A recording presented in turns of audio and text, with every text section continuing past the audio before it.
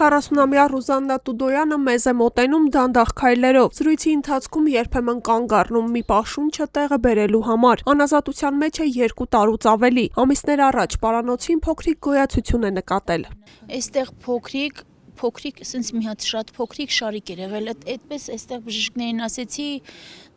դժվար է էլի այստեղից հիվանդանոց տանելը, մինչև շատ բարդ պոակը պետքա թույլատրի, մինչև տարել են ուռուցքաբանական ազգային կենտրոն, այնտեղ անալիզներ հանձնեցինք, պատասխանները եկավ, որ ունեմ էլի վահանաձև գեղձի հետ կապված, այս մասս ուռուցքա։ Գոյացության տեսակը պարզելու համար բիոպսիա է իրականացրել։ Օգոստոսին ստացել հետազոտության արդյունքները։ Պատասխանները եկավ, որ ես պետքա քիմիաթերապիա անցնեմ։ Այստեղից աջ կողմով դեպի մինչև աճուկային հատված, աջ կողմից ձախից էլ ձախը չեմ վիրահատել, որովհետև տարածվել է ինքը արդեն այս մասը սա։ Ռուզաննան ասում է, կես տարուց ավել է սաստիկ ցավերի մեջ է, ստիպված է մշտապես ցավազրկողներ ընդունել։ Ցավերս օրորի սենց ասեմ, ավելի ծանրանում է, ավելի վատանում եմ, գլխապտույտներ, ցավեր, դաժե չեմ կարողանում խոսել բառերս, չեմ կարողանում կապել իրար, էլի պահի տակ սենց կարող է ինքան լավ զգամ, պահի տակ միանգամից վատանում եմ։ Տարբեր տեղերից ոնց որ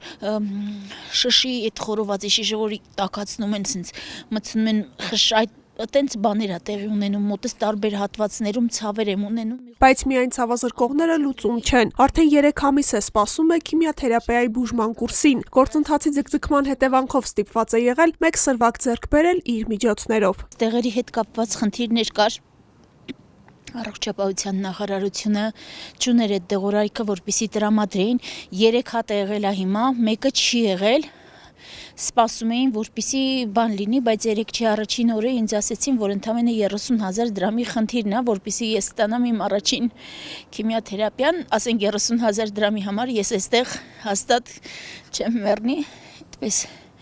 դիմել եմ իմ մտերիմներին, մոտիկներին, հավաքել են գումարը, սպասում ենք, որ երբ բան կանեն, հաջորդ շաբաթվա մեջ երևի էլի հույս ունենամ, կգնամ կընդունեմ։ Իսկ ինչու պետության հոգատության տակ գտնվող դատապարտյալը ժամանակին բուժօգնություն չի ստանում։ Հարցը բարձրաձայնել է քրեակատարողական հիմնարկներում դիտորդական առաքելություն իրականացնող խումբը եւ խնդրի մասին գրություններ հասցեագրել առողջապահության նախարար Անահիտ Ավանեսյանին։ Օրեր առաջ Ֆակտոր TV-ին եւս գրավոր հարցում է ուղարկել նախարարություն, խնդրելով հայտնել, ինչու է ձգձգվում Տուդոյանի պատշաճ բուժօգնություն ստանալու գործընթացը եւ արդյոք այն ամբողջությամբ չպետք է պետությունը ֆինանսավորի։ 5 օր առաջ ուղարկված հարցումը նախարարություն միայն 3 առավոտյան է մուտք արվել համակարգ։ Ամեն օր քիմիաթերապիային սպասող Ռուզաննան հուսալքված է, ապագան էլ մռայլ գույներով է տեսնում։ Դե իրականությունը դա է։ Ռուզաննան մասնագիտությամբ բուժքույր է, տևական ժամանակ աշխատել է Երկրապահ կամավորների միությունում, ապա Պաշտպանության նախարարության զորամասերից մեկում, ժպտում է այդ օրերի մասին հիշելիս, հետո հանգամանքների բերումով հայտնվել է ճաղերի հետևում։ 2023 թվականի մարտի 22-ից այստեղ եմ բնակվում։ Հենց այդ օրն է նրան մեղադրանք առաջադրվել ավազակությունը, որը կատարվել է բնակարան ապօրինի մուտք գործելու հոդվածի հատկանիշներով։ Գործով նախաքննությունն ու դատաքննությունն ընդամենը մի քանի ամսվա ընթացքում ավարտվել են, ազատազրկման է դատապարտվել 8 տարի ժամկետով։ Այն որ խոսք ասում են տերովին տերն է տարել, անտերին գելն է տարել, ընդամենը վիճաբանություն է եղել մեր հավաքարարի իմ այդ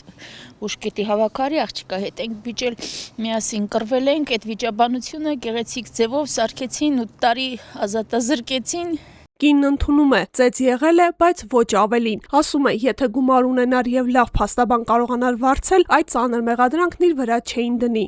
Ես եթե ծեծել եմ, ես իմ մեղքը վերցրել եմ, որովհետեւ ինքը իմ ծնողին է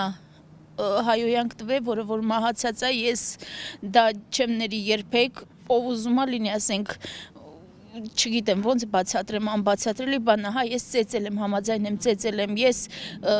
նույն է, ինքն էլ ինձ է, բայց ուղղակի ասենք, ես չեմ բարձրաձայնել, չիմանալով, որ իմ դեմ է այդ բոլորը բան լինելու։